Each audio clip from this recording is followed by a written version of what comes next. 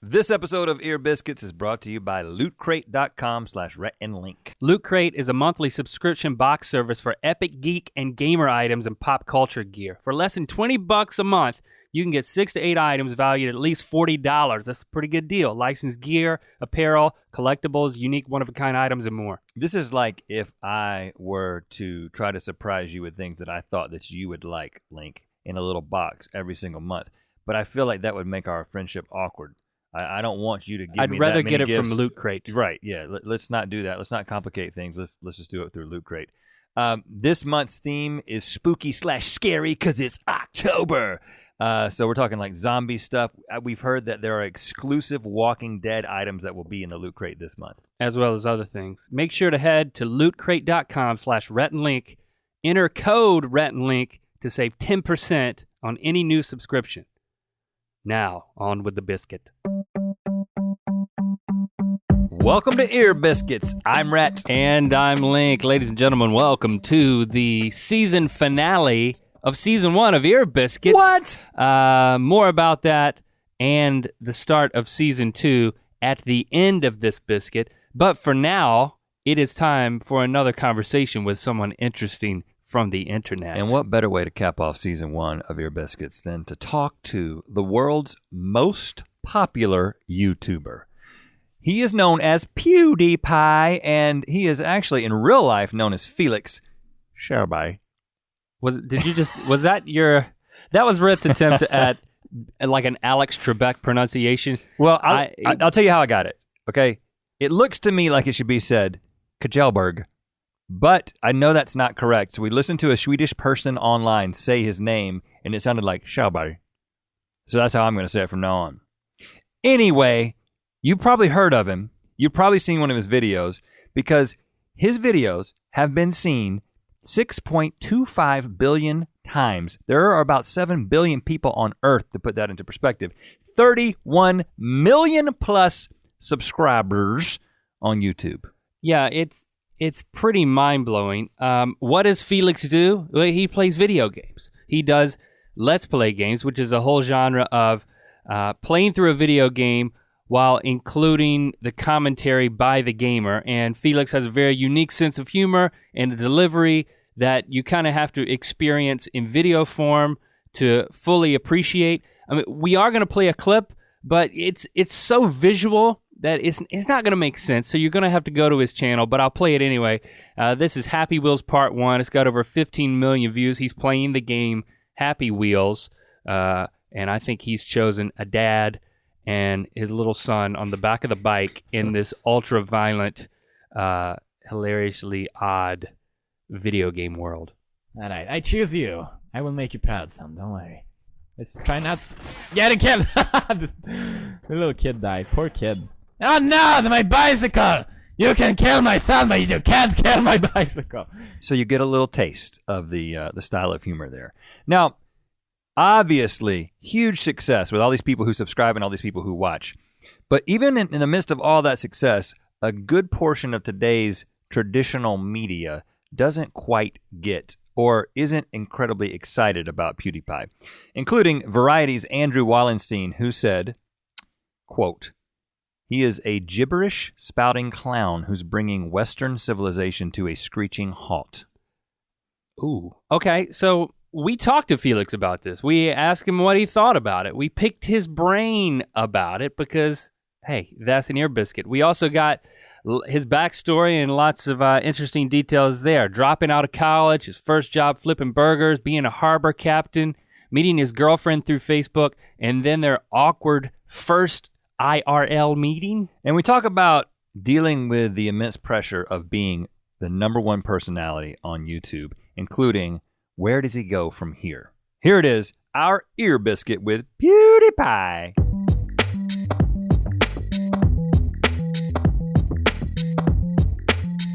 Well, 6 times 2 is 12. 6 times 1 is 12. Yeah. Okay. Why I gotta know math? Well, you don't really have to know math to know that. One of the things I wanted to pick your brain about was the art of the running commentary. Mm-hmm. You guys do a lot of that. Well, I mean, we'll go for But there's two of us. 10 minutes. Yeah, Yeah. but we're talking to each other Yeah. as well as the audience. Mm-hmm. What's your approach to? I mean, and then you also edit your work, so it's not like it's not all. it's running, not like yeah. it has to be live from start to finish. But Exactly. there's still this thing of if I watch the raw footage, Mm-hmm. I assume that it would be with any particular game, you're just running commentary just from start to finish. No, that's not it at all. Okay. I usually shoot like an hour, and maybe I'm active 20 minutes of those. Like I'll save my energy between the times I know that I'm not having to talk, because I shoot like three stuff a day, and then I get really tired easily. So I'm like, Okay. save my energy for then when it's time. So to we're do so stuff. we're getting when we see a video, we're kind of getting the things that you said. Yeah. We're not necessarily getting. No. It's like, oh, I cut out so many funny things, and it's no. I was actually just playing the game at that point. It depends on the game a lot. Like I couldn't tell you exactly how it would work. But there's certain games that you'll play the game for 60 minutes straight, but then you'll kind of know I'm at this point in the game. I got something. I'm turning it on. Is that how you're describing it? Yeah. Pretty And much, then, okay, that's over. I died or whatever, and that was a really funny moment. I know I'm going to edit out there. yeah. So I'm going to keep playing the game and get back to something or what. I mean, all these mechanics are happening in your mind. I guess I just have an idea of, okay, now I have enough material for editing to a video. That's it, literally. But sometimes I do just 10 minutes uncut too, which is really easy and nice. I don't have to edit it. That's the best. Now, is this, because I think there's a lot of people who are like, I could do that. I could do that. Well, they probably could. Well, but the difference is the one of the differences. We'll get into your perception on your success. I mean, we're going to talk about that. But just the idea of the ability to fill space. I think that's one of the things that has allowed us to do what we do at Good Mythical Morning. It's almost like a radio DJ kind of aptitude to sort of, but there's, like I said, there's two of us. So we're kind of constantly playing off each other. Is that something that just characterized your life and your conversation? Like, are you the guy that in public, when something is happening, you've got something to say? Are you the guy that when you're watching a movie with a group of people and it's like you're watching with your friends and you're kind of making observations? Are you one of those kind of guys? Only with my close friends. Yeah. Like with my close friends, I'm like that. But if people I don't really know that well, I'm just like I am right now. Pretty chill guy, I would say. Yeah.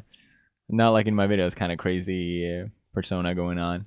But also, a thing that I notice, it's when I play with other people, it's so much easier. I don't have to think about anything. We'll just play, and it comes naturally. Kind of like you two play off each other naturally, I would say.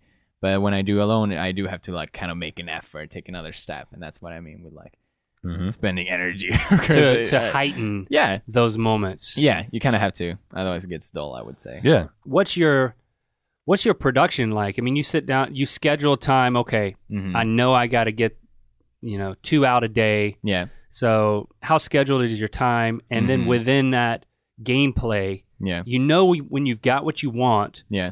But what are those things that are going through your mind to kind of craft? Okay, I'm turning on, turning off. There's so many factors. That's such a hard question. Yeah. It really depends on the episode. Literally, some stuff will take 10 minutes to make. Some stuff will take 4 hours, 5 hours, 6 hours. I don't even know. And that's how to compensate. But I do try to make 2 a day no matter what. So sometimes you have to be creative with it. I don't know. You run out of time. Are you ever thinking, I mean, is it all as raw and impromptu as it seems? Yeah.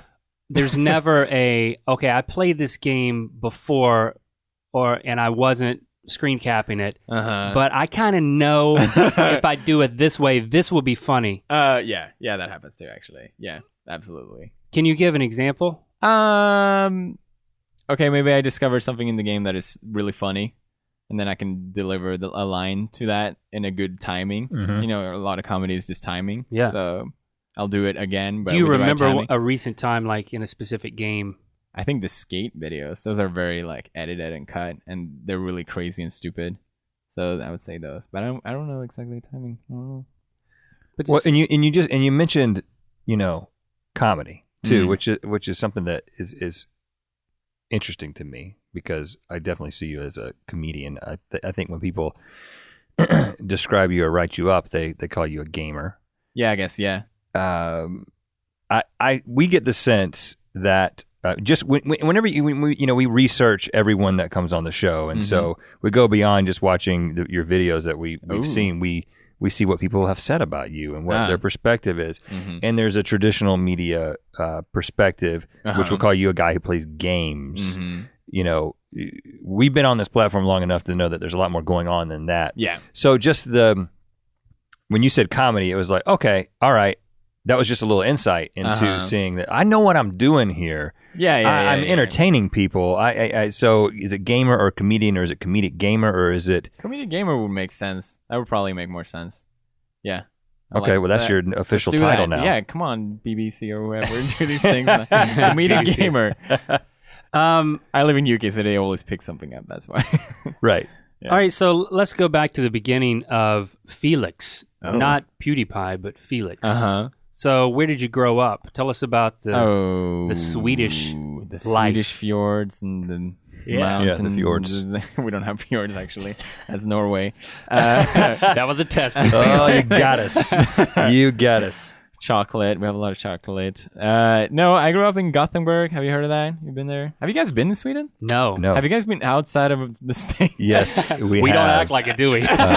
We have, but we have not been to Northern Europe. So describe the town. I mean, is this a city? Is it rural? It's the second largest town in Sweden. Okay. And we call it Little London because it's always bad weather.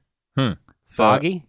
Yeah, it's very gray, very dark, and very depressing. That's like what we have in Sweden. I'm surprised you guys didn't pick up on that, but like we have depression. That's like our thing. Well, and not only because of the rain or whatever, but aren't you really close to the Arctic Circle? And so it's dark, yeah.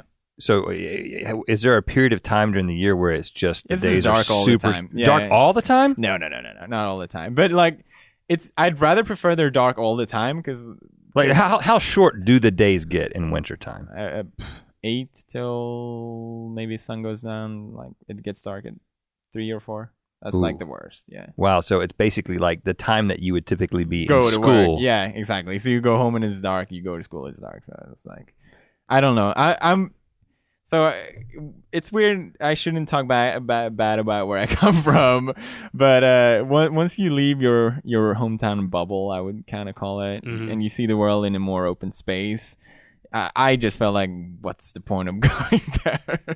I was like, okay, that was nice. I spent some years there, but like, there's a whole new world. But you spent the formative years, you know, and so I mean, I should be more grateful. But just whether you should be grateful or not, that's up to you. But was there that sense that this is a bubble I want to get out of? No, not until I got out of the bubble I realized. Yeah. In retrospect. Yeah. So what was childhood like? I mean, what did your parents do? My mom was actually CEO of the year. She's like a businesswoman in Sweden. Of what? Like what type of business? She would do all the IT for this retail company. Okay. Yeah. Kappahl. It's kind of like H&M. Okay. Yeah. For older people. Okay. CEO of the year, was this like a Swedish award? Yeah. Wow. So it's pretty good. Proud of her. Businesswoman, big time. Mom, and then same with my dad, literally. And he was a CEO too? Yeah. And then what kind of company was he CEOing? They do like stuff that monitor how much internet you're using and stuff. Okay. But yeah, they made me kind of. I was in this stage where I'm like, I don't know what to do with my life. Like all YouTubers, I feel like.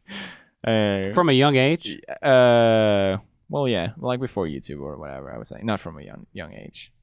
I knew I wanted to do games from a young age. I would say. That's so you thing I know from all. And in what capacity? Like make games? Yeah, I wanted to make games. Yeah, that was my dream. Okay. But that just disappeared. I went in my teenage years, and I'm like, I don't care about anything, like typical teenager. So I went to the same school that my parents went, and I just realized this is not for me. College, yeah, university. Okay. Yeah.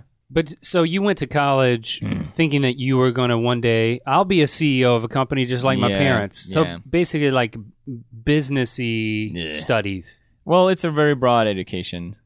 So they kept telling me, like, you can do other stuff, you can do whatever you want, but I just didn't see it, and I couldn't relate to my classmates at all. Like, to them, like, video games, what is that? Is that something people do? And I don't know. That's like my one thing. If I talk to people and they like, I can't talk to them. That's like my only thing. It's like my only subject. Like when I get a haircut, you talk to your hairdresser. And it's like, what do you do? And I'm like, oh yeah, I play video games for a living. And it's like, oh yeah, I used to love Super Mario. Right. That's it. That's as far as our conversation goes. But in college, not that bad. Yeah. You were spending most of your time playing video games. You were like, was it like an obsession? I guess you. Oh yeah, I was so into the cliche World of Warcraft, like everyone. Really?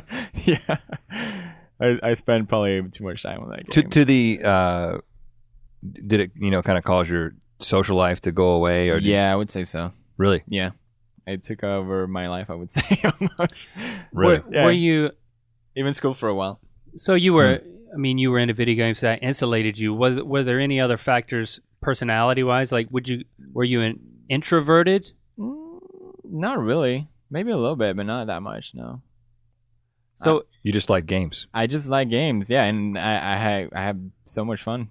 I have like great memories. A lot of people are like, "Oh, so that's so sad," but I'm like, "No, I had an amazing time. That was great." Like, right. Yeah, I don't know.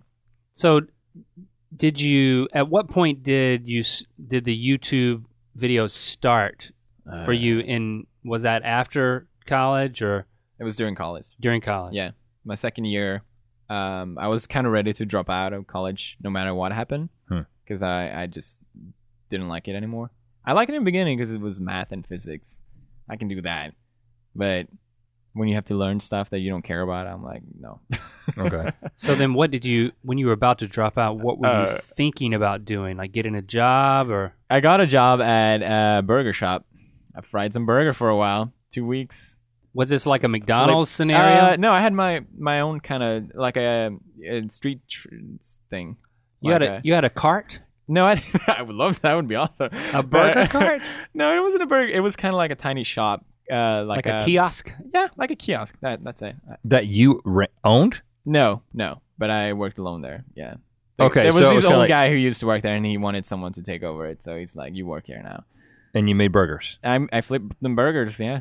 And that was I'm done with college. I'm out. I'm going to do burgers. My parents, they weren't really too excited about me dropping out of college. Well, yeah. What was that conversation like? It was pretty bad because I still did YouTube at that time, but not even me saw that as something sustainable or that could be something. I couldn't even make money out of it at that time. I think so.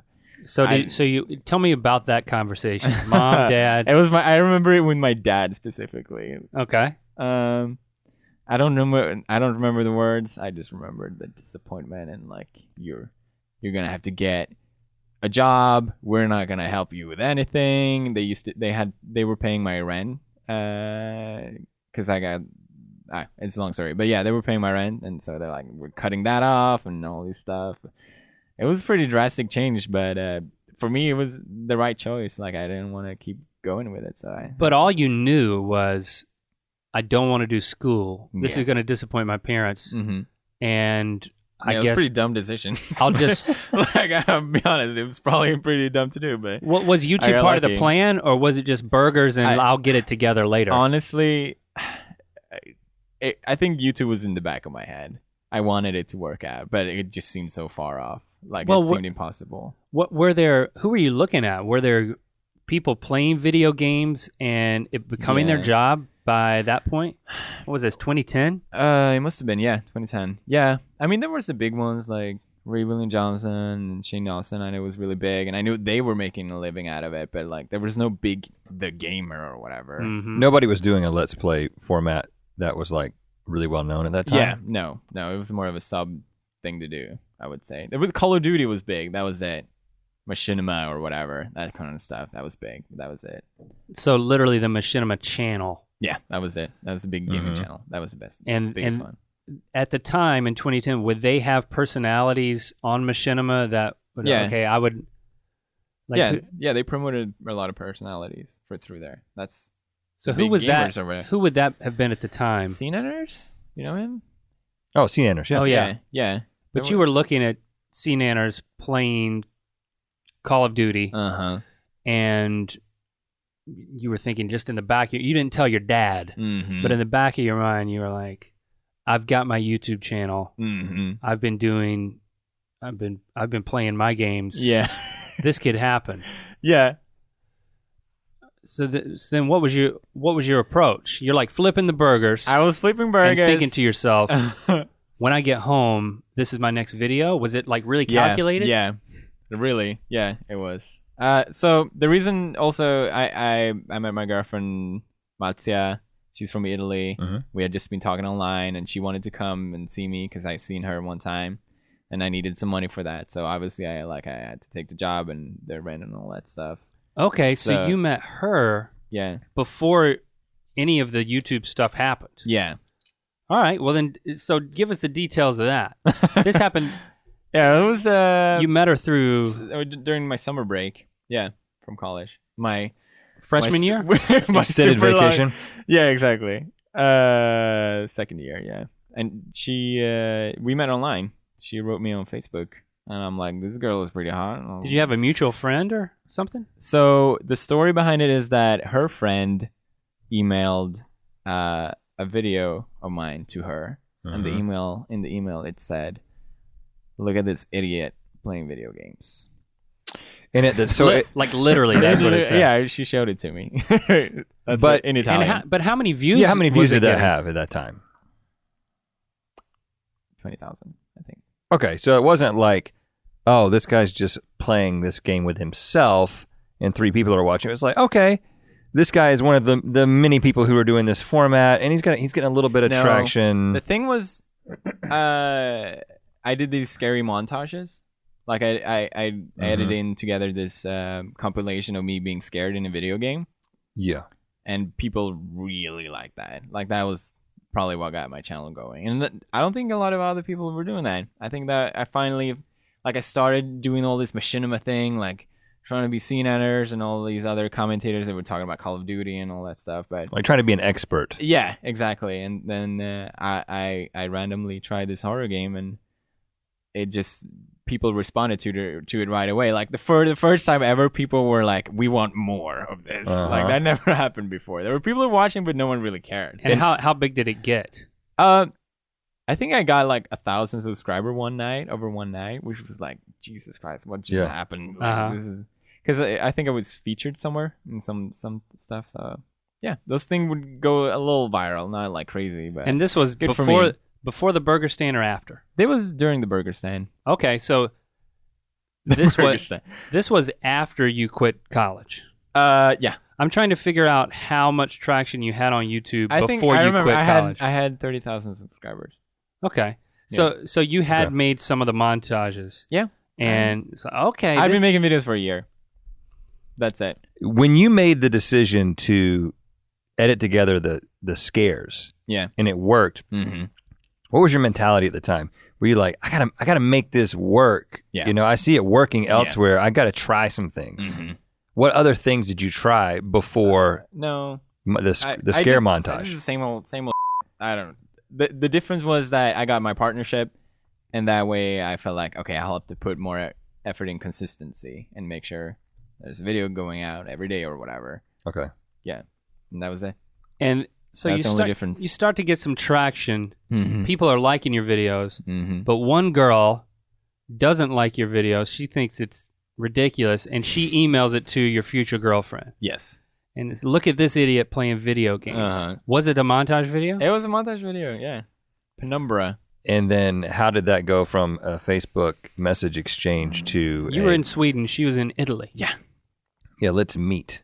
Oh, so we met early summer, and then I was working at the harbor at the time. Harbor captain. It's a little more prestigious than flipping burgers. What does that entail? Oh, I just tell boats where to go when they arrive in the harbor. So like you stand on the shore and point? I got a boat myself, so like a mini boat. Really? Rib. Or do you know ribs? No. Well, yeah, a slab of ribs. Like barbecue ribs? No, They're I called think ribs. I don't know. probably a little boat. like a dinghy. Like a skiff? We call that a dinghy. I don't. Dinghy skip. That doesn't tell me anything. It's a little. It's Yeah. It's a inflatable boat, but Yeah. it's hard. Yeah. Exactly. Yeah. Yeah. That's it. So this is exciting. You were the harbor captain. I was the harbor. I got fired though. Oh, okay. All Why'd right. you get fired? Well, many reasons, but it was this giant boat called GoldenEye. They called in and they're like, we Oh, want to wow. come. We want to come this week and everything. And this is kind of a small harbor that we took care of, but it seemed like a cool thing. And we have bigger boats there every once in a while. So I'm like, all right, I'll set you up. I'll book this space for you. And then GoldenEye was coming, and I forgot to take his contact details, and it turned out that he couldn't come, and he came anyway, and it became a mess. It's like an international incident.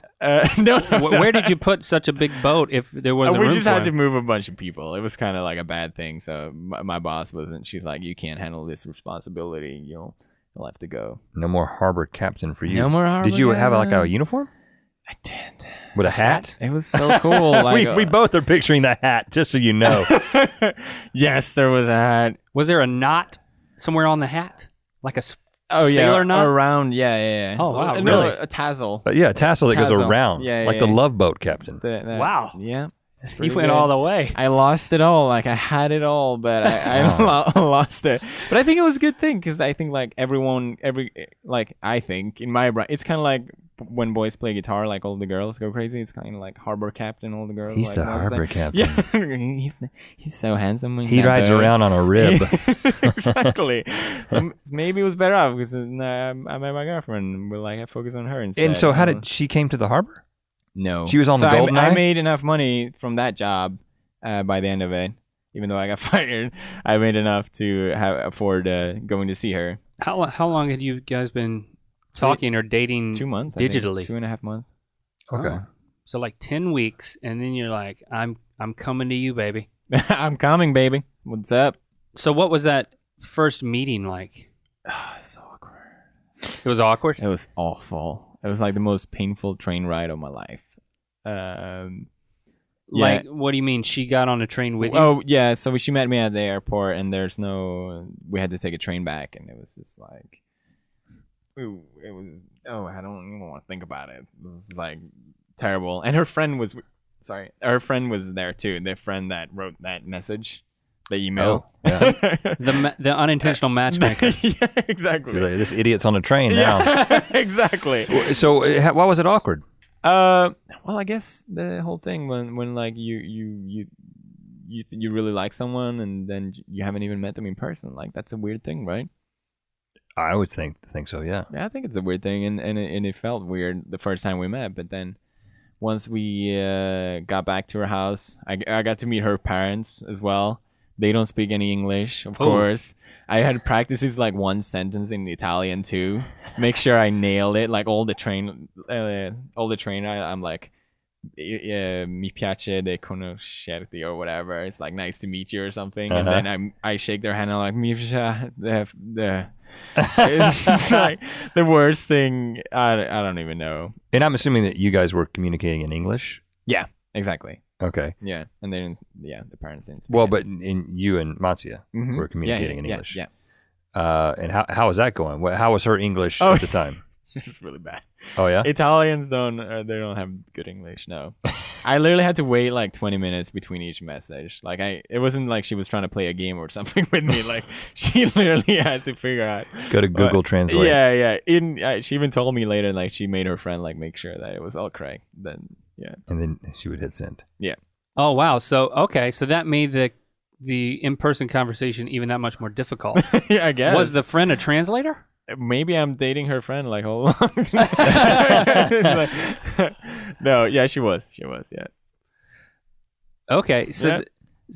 But then you overcame the awkwardness, Mm-hmm. and it seems like that things are going well. Yeah, for the two of you. I mean, honestly, you're living together. Yeah, making videos together. yeah. As soon as we were alone, it was fine. The awkwardness went away.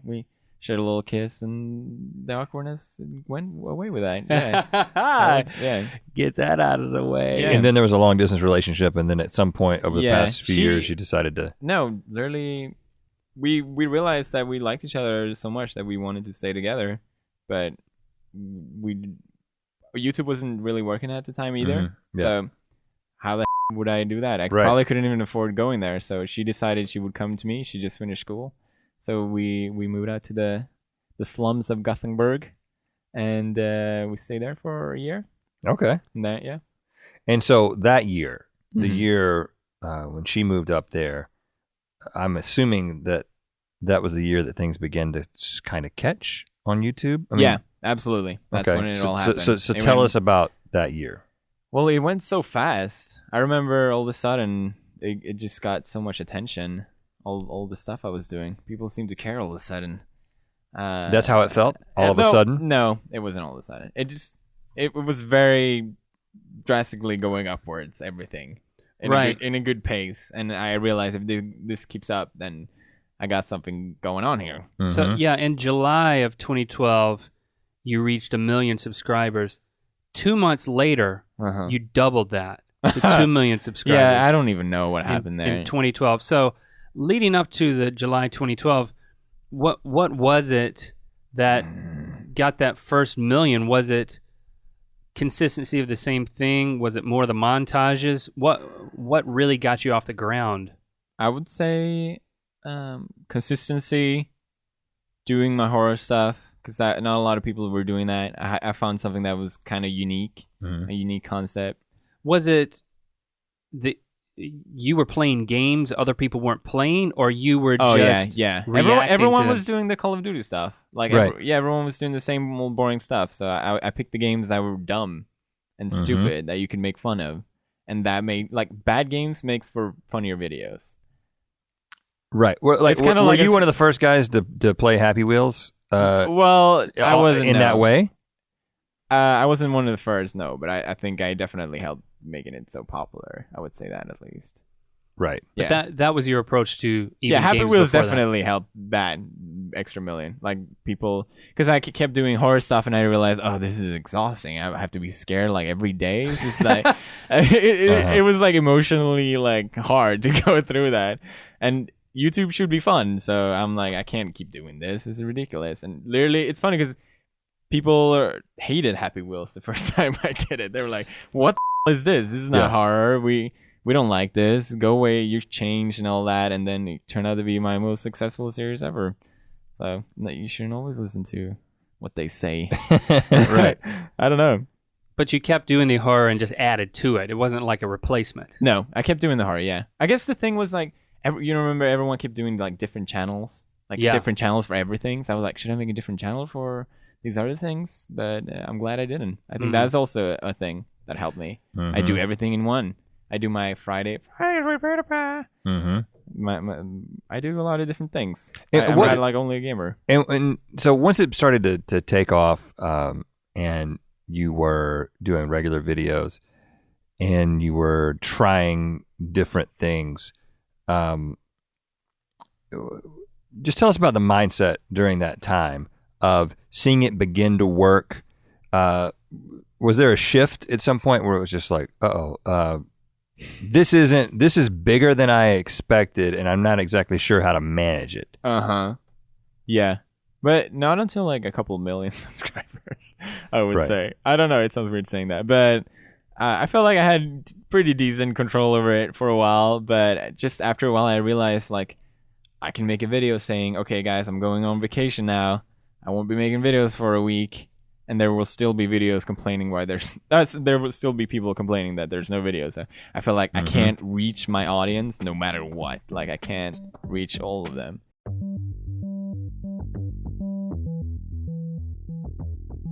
Hey guys, we just wanted to break in for a few seconds and tell you about our sponsor, MeUndies.com/Rhett and Link. MeUndies. Undies, as in underwear. Yes, but Link, these are not ordinary underwear. Oh, I know. Super comfortable. They look incredible. They're antimicrobial. They're moisture wicking. You need that. They're made with flat lock stitching. This is the most comfortable stitching technique in the industry, and they are made with lensing modal. Yes, that is a thing. It is extracted from beechwood trees. If you want beechwood trees on your bum, in your underwear, you need to get MeUndies. It just basically that means they're incredibly soft. And all this is done in a completely environmentally responsible way. I'm blown away by these things. You're like geeking out over I like underwear. when things are done well, but I would say this is underwear done perfectly. I'm not making it up. Well, that's what they say too. So, okay, you're just agreeing with yes, them. I am. I agree. It is perfect underwear. Rhett's geeking out. You be the judge. Go to MeUndies.com/Rhett and Link and get 20% off your first order. Free shipping to the U.S. and Canada. You don't have to go to a store to buy them. That's the great thing. I don't like buying underwear in a store. I feel judged. Like, you a brief man. It's like, don't ask me about it, dude. Yeah, just make it happen over the internet. And why are they even called briefs? I mean, they last a while. 20% off your first order, MeUndies.com/Rhett and Link. Free shipping to the U.S. and Canada. Back to the biscuit. There's that level, which I think, a lot of full-time YouTubers reach, which, in September of 2012, when you're breaking 2 million subscribers, and then by 2013, you got 3.5 million subscribers, you're still in kind of this, okay, full-time YouTuber, super popular, top of the charts kind of place. Yeah. Everyone now knows who I am and what I do, but it's comparable. And then it goes through the stratosphere from 3.5 million subscribers to 19 million subscribers in the same year. I mean, I've established I'm horrible at math, but I'm talking 15.5 million subscribers in a year. So it's a new, I can understand the full-time YouTuber problem of, okay, I can no longer reach my audience. Mm-hmm. But then you reached a point by the end of that year that was, I can no longer fathom my audience. That's a good point. Yeah. Do you remember a moment when that hit you? When it turned into, maybe it's a loss of control, or I don't know. It's like when stuff happens online, you see the numbers and all that stuff, but you don't really get the same impression of what it is. Like, it's not like I don't really go out in the middle of the street and get mobbed and stuff like that. So it's hard to realize that it is actually this many people who click subscribe or whatever. So I don't know.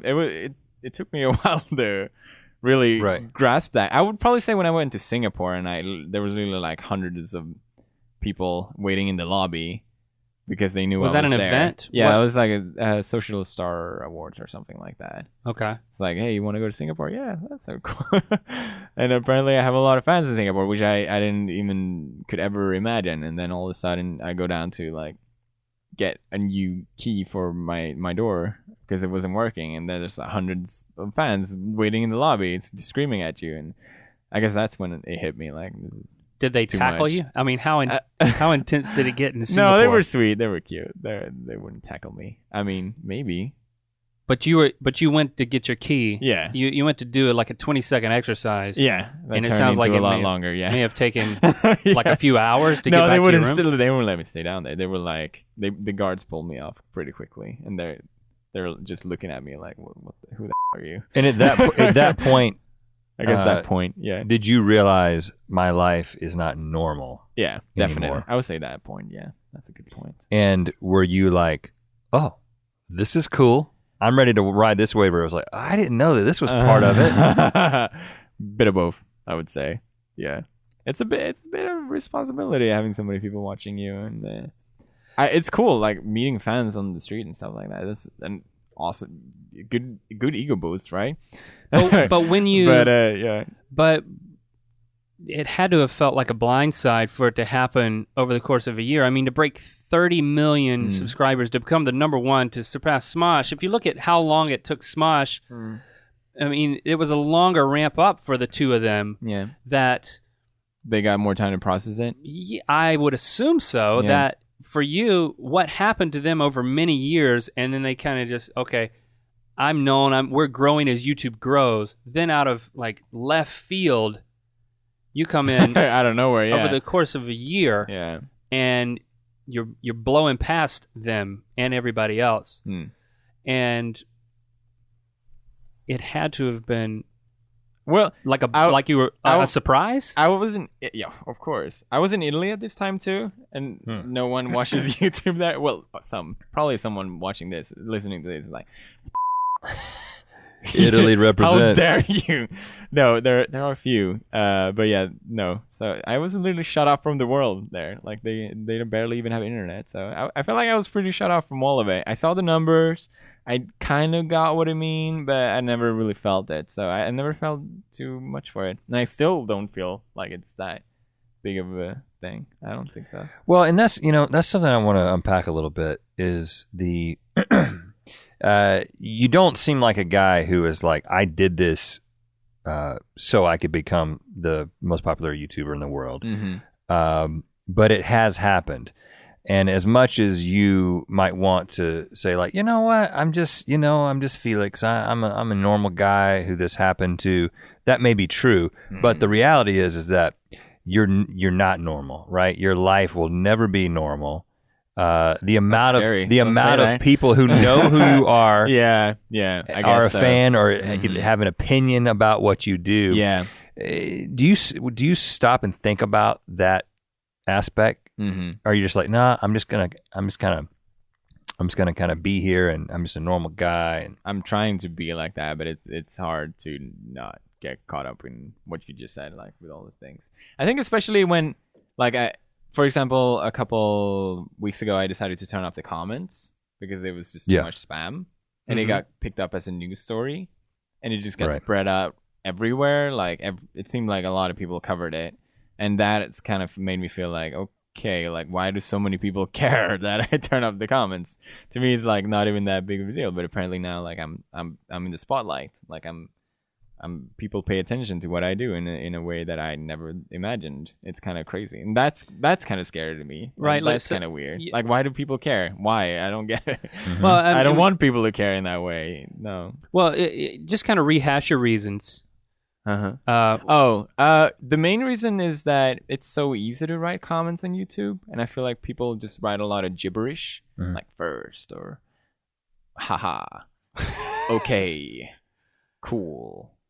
All these things, they don't really mean anything to me. It's just words. Words out of context, I can't really place it as anything.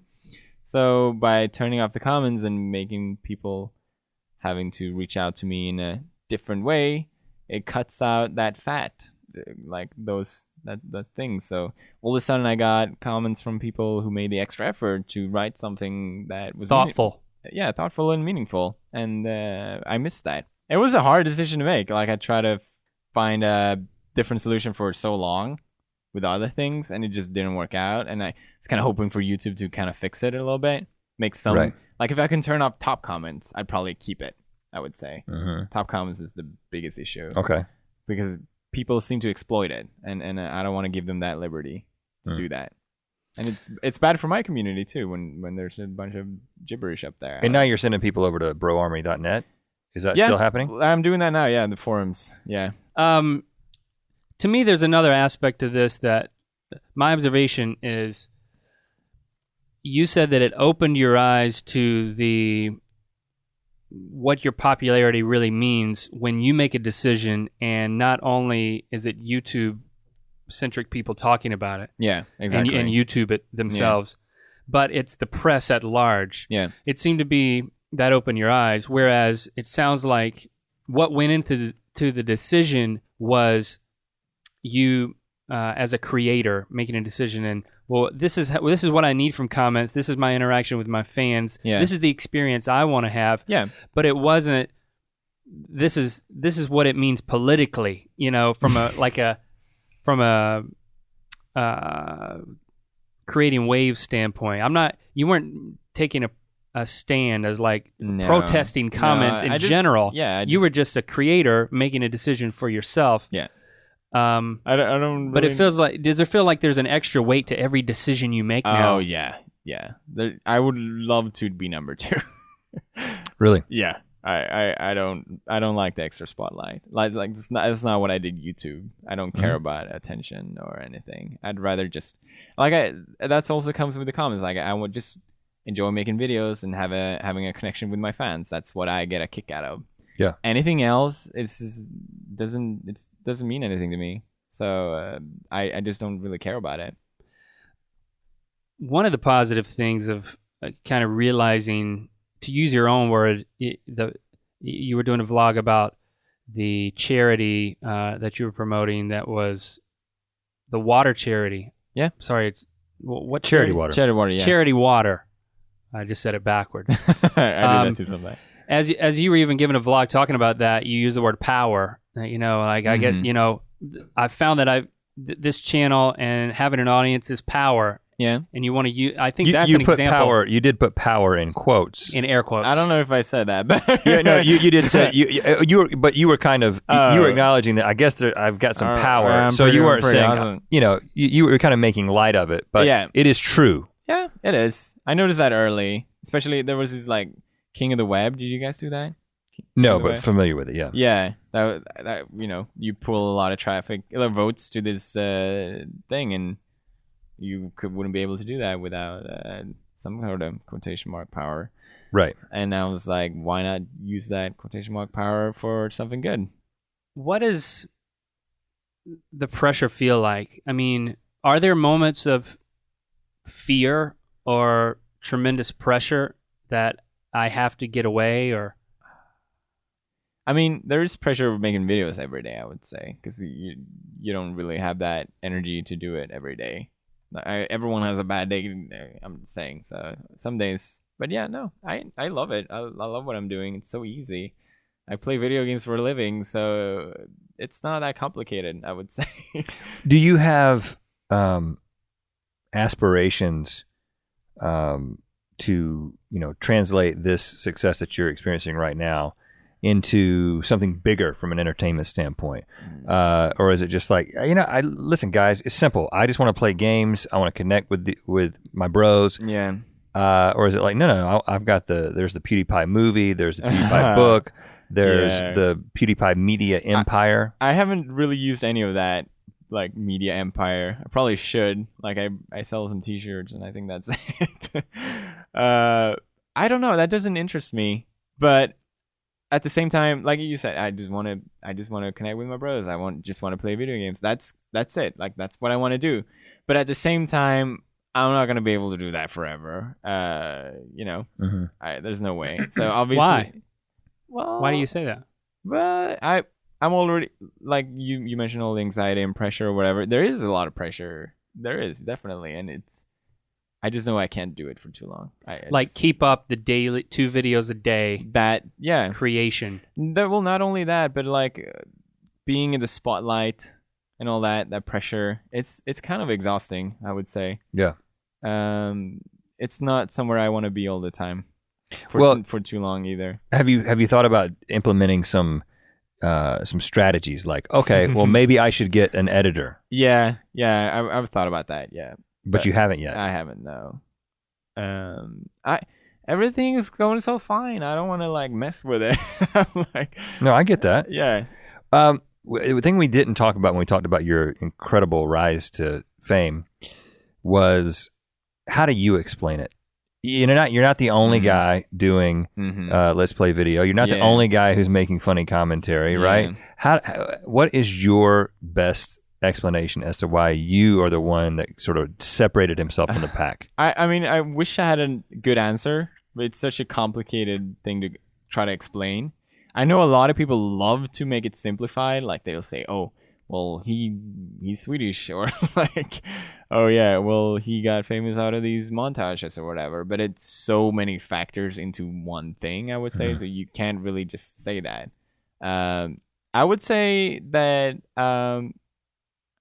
consistency that I had, that's like people really responded to that, having a close connection with my fans, which I had from the beginning, I feel like.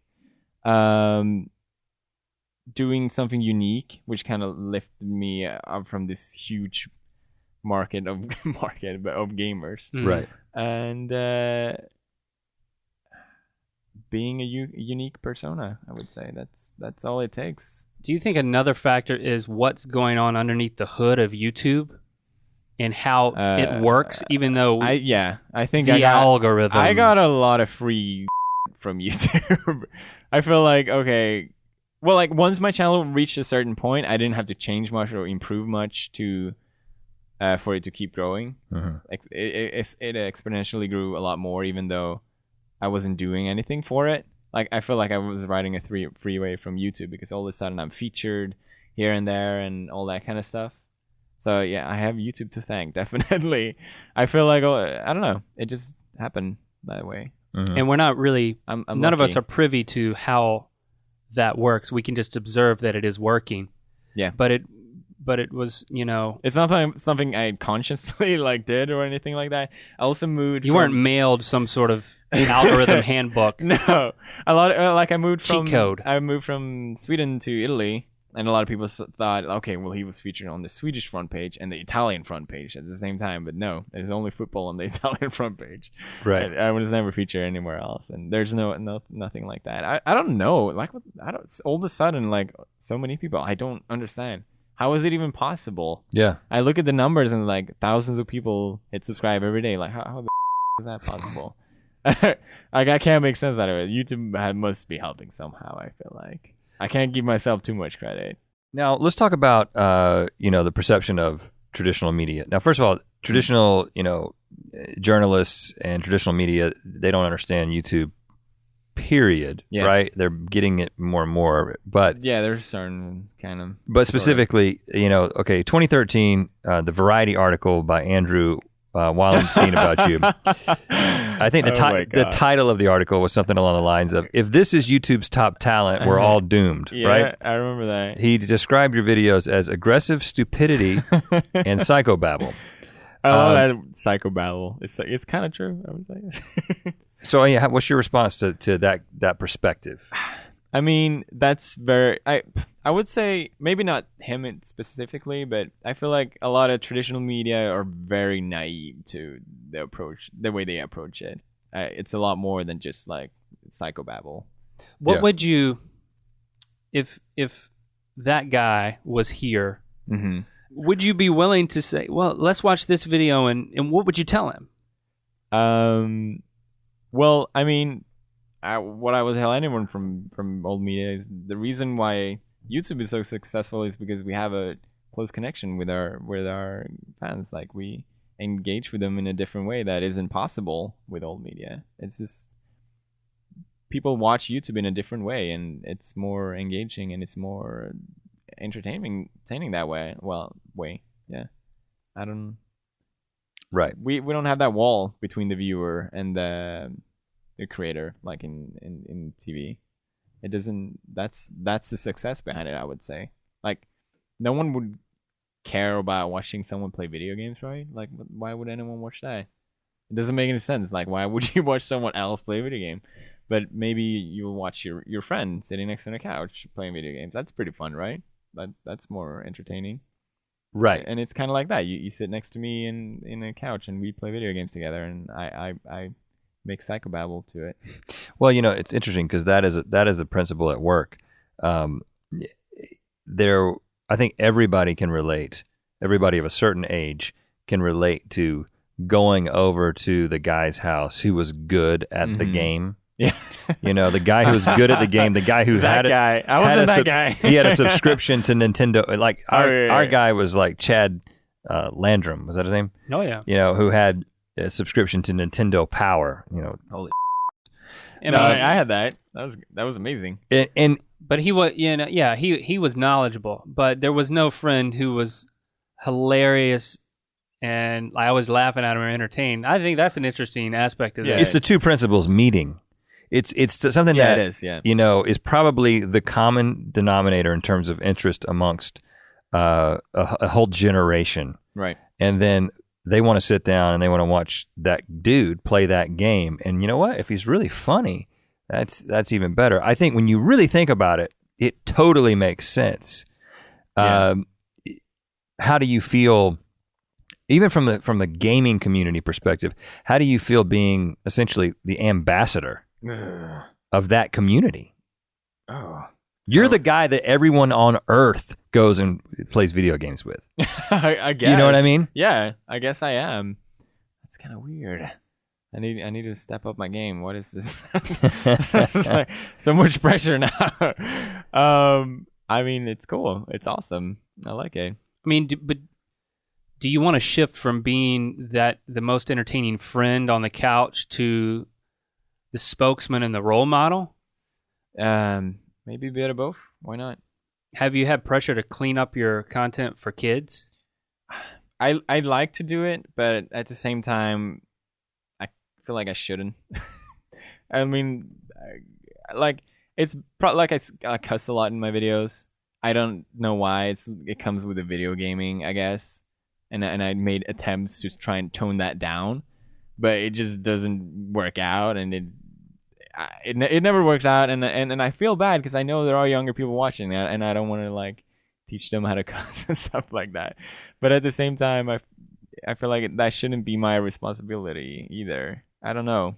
Maybe I'm coming up a little douchier, but I just feel like I shouldn't have to change how I make videos because of who's watching. I should just make the videos that I always wanted to make, and that's the way it's fun for me, and that's more important to me. Well, it's interesting that you said you tried. Yeah.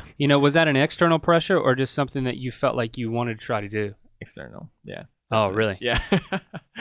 My girlfriend doesn't like me swearing. That's okay. That kind of external. I'll try to swear in Swedish instead. That helps.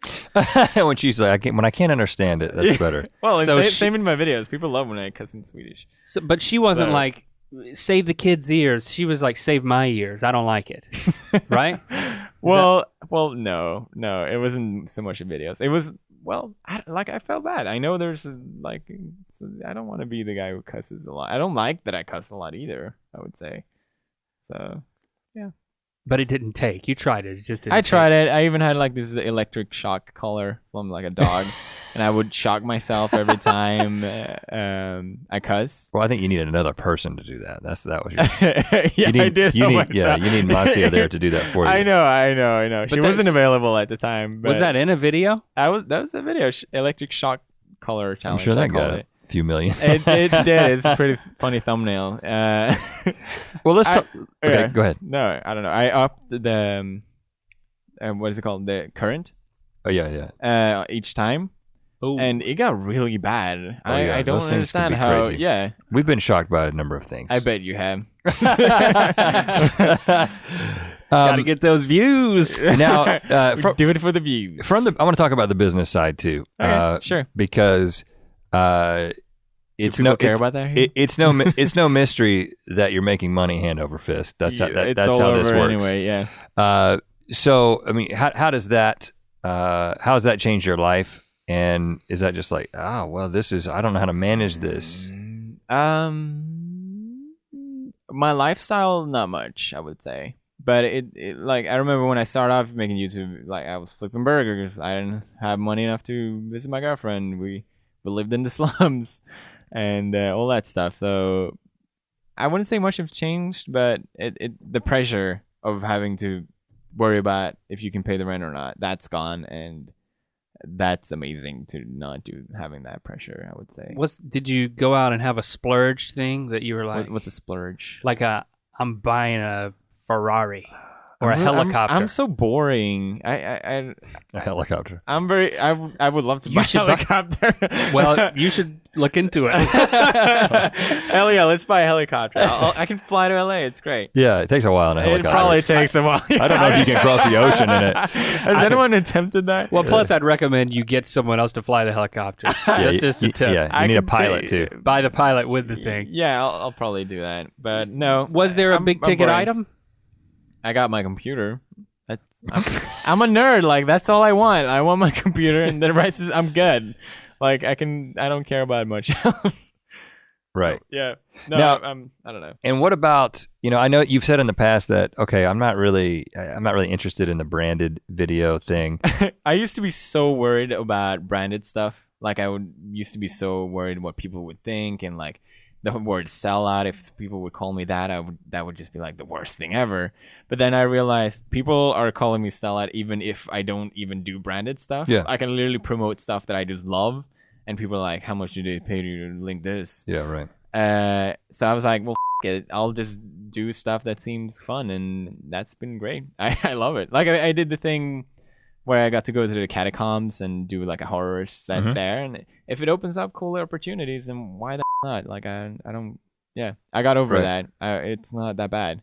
People are so, they have the wrongest idea of what a sellout is. Like if I get labeled that, then it's usually for the wrong things. So it's like whatever. I don't know. Right. I'm a sellout. Here you go. well, you're talking to two sellouts. So. I guess one other thing in the business category is you're signed with Maker, but why would you need to be signed with a multi-channel network in general? The thing about gamers is we're kind of forced into a network. YouTube doesn't want to partner up gaming channels, so I was kind of forced into a contract with Machinima. That's the only way I could have ever. And that was like amazing when that came. Like, holy shit, I can monetize my videos finally. Like and that's because of the licensing of the videos. Yeah, the licensing of the video games. No one wants to take that, so they make the networks do that. And then there was a lot of bad stuff with that and all that stuff. So yeah. So what was what was the conclusion of that? That was there you have to share a certain amount with the video games? I don't know anything about that. Well, the bad thing about it was that the contracts said that it was perpetual. So you would literally sign up like forever your channel to this company or whatever, and they would take a large cut out of your paycheck, and that's the only way you could monetize make your videos. any money. Yeah. So it was, and they were like the only thing. So it was a really bad thing, and it's a shame. I would say and it's still pretty bad for smaller channels because they're forced into networks. They don't have much. Yeah. But there hasn't necessarily been a resolution to the whole copyright. I mean, there was a fallout. Stuff. I don't know if you heard about that. There was like a big fallout a couple months back. YouTube changed something, and then all of a sudden, people's videos were flagged left and right, like crazy. Like half of their videos would get taken down because they got flagged by these random gaming companies, and even the gaming companies didn't even know it was happening because YouTube changed something and it got messed up. Did that affect you? Luckily no, because I'm a big channel. I'm more protected. That's a good thing about the networks. They would help with that, but they wouldn't help everyone with that. So it was kind of a chaos, I would say. Okay. Yeah.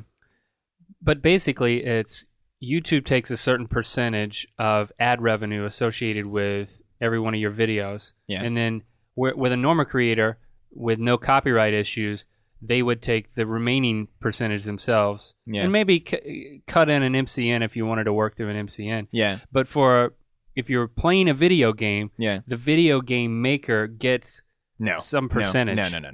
It's kind of the video game maker doesn't make any money off of your videos. Well, he makes money of the sales, or she makes extra money of the sales. That hopefully because you're promoting the video. I am. The game. Yeah, I made a lot of games successful. Like I sounded a little like that, but it's true. There's no doubt. Absolutely no doubt. Yeah, there's been a lot of games that, like Skate 3, for example, they had to. That's like a 5-year-old game or something like that. Yeah. And they're restocking those right now because... Well, it's interesting, like an argument could be made that, if guys like us put a certain product in the video, and which people will pay us to do, it's like without getting permission, the product is mad about that because more people then go buy the product. I mean, that's a reality. It is a bit of an awkward thing, I would say. I mean, in some sense, it kind of makes sense that they would get paid because we're kind of using their craft to... Like, my videos would not exist without their game. Like, there's no way. They'd be fine without me, but even though they benefit a lot without me, they'd be fine without me. I wouldn't be able to go without them. So right, but it's mutually beneficial. Yeah, it is. It's definitely mutual, but I still feel like I have to be humbled to that fact that. That's the thing. No matter how big you get or YouTube gets, if they decide, listen, we are going to fight this battle, and we're going to say no, we're going to file a copyright claim for they could shut it down. Yeah, but that would never happen. There would still be people who realize, okay, this guy can play my game. That would be huge for me. So they would let me, and YouTube couldn't take control out of that. So the games that you're playing, and pretty much across YouTube, the games that everyone's playing, they're not those video game manufacturers or whoever is involved in that, whatever they own. They're not getting a part of your ad revenue. No. Your response is, well, they're getting free promotion from me. Yeah. So that's the flip side of it. Yeah. But does this impact what games you decide to play and what not to play? Personally or professionally? The thing is, like, I have very different tastes of games. What I play for YouTube and myself. I like something more engaging and more story driven and stuff like that. But that usually doesn't do well on YouTube. But at the same time, it's more fun to make commentary over really dumb games. At the same, so that's usually what I end up doing. So you choose based on it's kind of the comedy and your best. You can get the best performance and get the best performing videos. But it's not a business decision.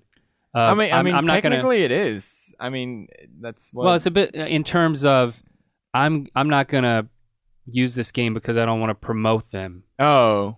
Or I want to promote this game. It happens, but not often enough that I would know anything to say about it. It happens, yeah.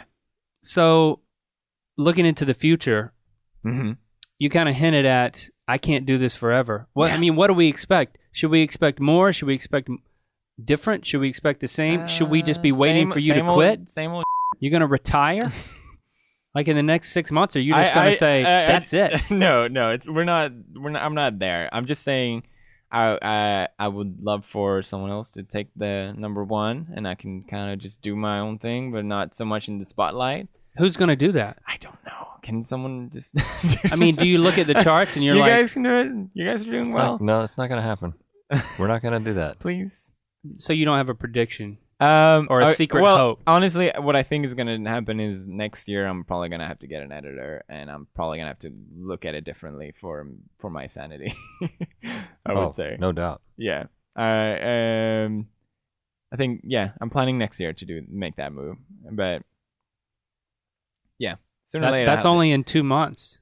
Yeah. Maybe 3 months. Yeah. I'm not good at math or calendars. So that's your New Year's resolution, is to get some help. Well, yeah, I wanna cause I spend all my time editing. That's where all my time just slinks away. I could easily record a lot during one day and just be fine for a week, but I have to edit it, and that takes so much time. So if you succeeded that, what are you gonna do with that time? Different types of videos or I personal? I wish I could say. Oh, so there is a something you just can't say. Definitely, yeah. Oh wow, okay. Now we're getting somewhere. Yeah. I'm sorry. I wish I could talk about it. But so we can expect a big project from PewDiePie in 2015. That's exciting. Yeah, should be fun. I'm excited. Is it going to be on your channel? I don't know. It could be. It could not be. Is it going to be on our channel? I hope so. Okay, all right. No. Yeah, it's in a lot of Air Biscuits. We get to the point at the end where we just start asking questions, and sometimes I feel like we're not well equipped to ask great questions here. But it is probably a movie, like a totally different type of movie. That's going to be my guess. No, it's not. Oh, it's not. I don't have any interest. In it's a video game, Link. It's a big. It's video the PewDiePie game. Video game. That's pretty. That's. Yep. I mean, I'm probably gonna do that, but that's not it. But I'm probably gonna do that. I would love to make a video game. That's been my goal from the beginning. That's is it why in development? I wanted my channel to grow. No, it's not. Why not? I don't know. I want to find someone who's equally passionate about making it as I am, and that's really hard. Right. You've got to find a well qualified. Right. Do you have an idea? Do you know what it would be? Oh, I have 3 games that I want to make. One would be a horror game, because that's what I do. It makes sense. But it would be more story driven and character interesting, because I feel like that's what a lot of games lack. They're just trying to spook you, and that's it, and it's kind of boring after a while. I want something with more depth, and try to scare you in ways that really hasn't been tried before. Feel like Yeah. people do the jump scares and that's it. It's getting kind of old. I want something new, and I feel like there's some unexplored areas there. Oh, okay. And then I want to make the PewDiePie game for the fans. It makes sense. I don't know. Yeah. What would that look like? It'd probably be a rage game, like just something to piss you off or something. Oh, really? Yeah. Okay, but you're not going to get to making those until you do the big project that you can't tell us I about that think we so, haven't yet yeah. guessed, I so like we to should do keep trying. one step at a time. I get overwhelmed by just answering emails, so yeah. Well, Yeah. listen, man, it's been great to get to know you and hear your story. And yeah, I feel like I've just been talking a lot. I would love to hear you guys talk. well, we'll come on your podcast, We'll be on your which podcast. is the Oh, yeah. thing that you're doing. I just guessed it. 2015. I have a podcast. Well, we'll gladly come on it. It's the Broken Podcast. Yeah, I'd love to have you guys over. It's great. Okay. Yeah. Done. Well, Cool. sign the table. Thanks again for coming in, man. I'm signing right now. Thank you so much. I'm glad to be here. It's an honor to write this signature that I'm doing right now. It's almost done.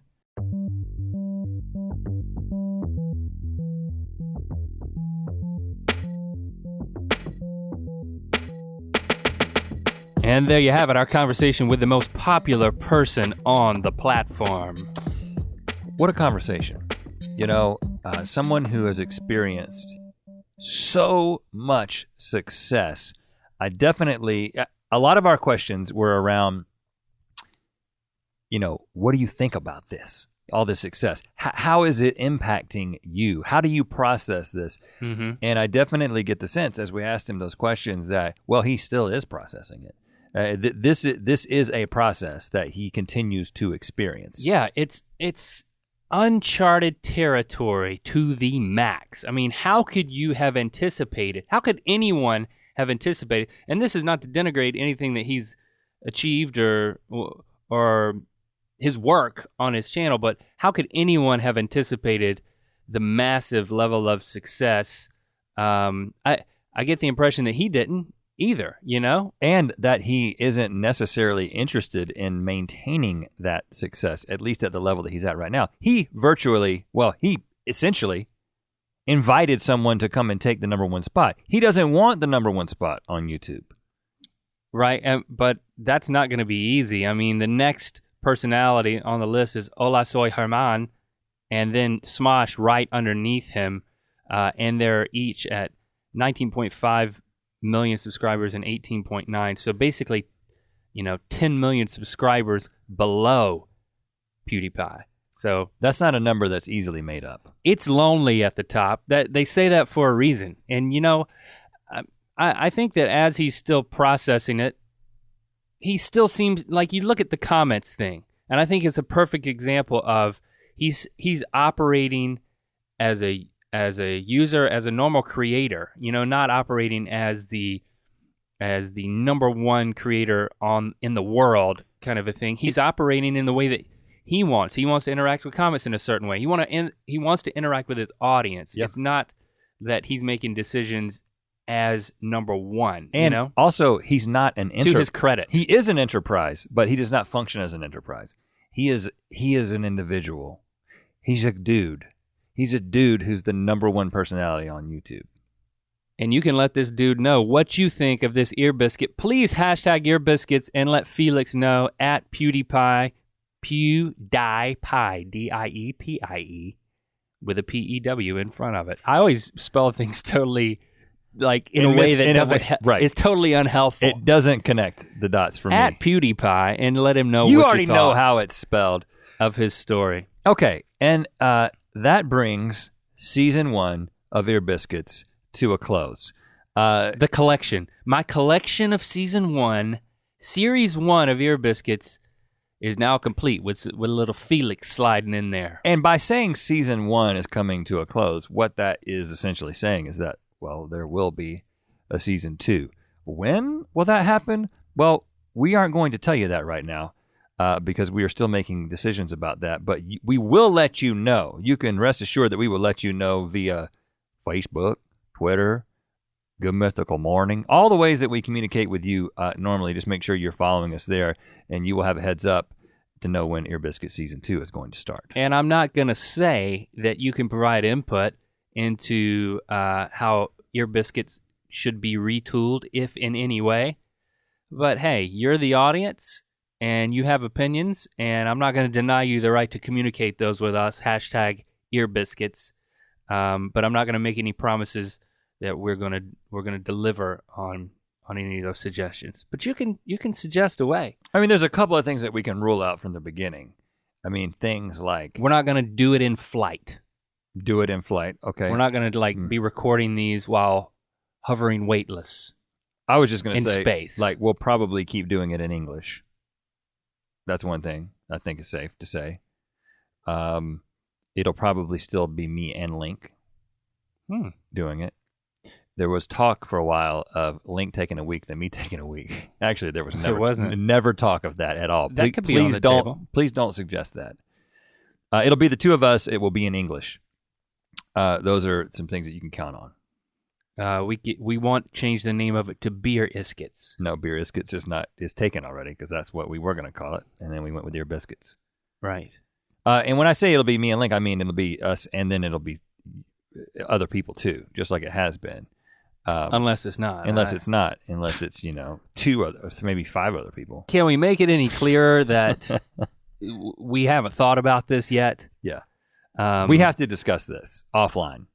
Or we could keep discussing it here and not only get nowhere, but confuse everybody. Let's take this conversation offline. That's another thing that people say in the business world. Or off air. Yeah. I got a hard stop on this conversation. We really got to get a 30,000-foot view on this situation, and then we can make some decisions. And really, the rebel will meet the road. The rebel will meet the rebel. What? The rubber will meet the road. All right, guys, that's the promise. And Rebels will meet roads. Rubble.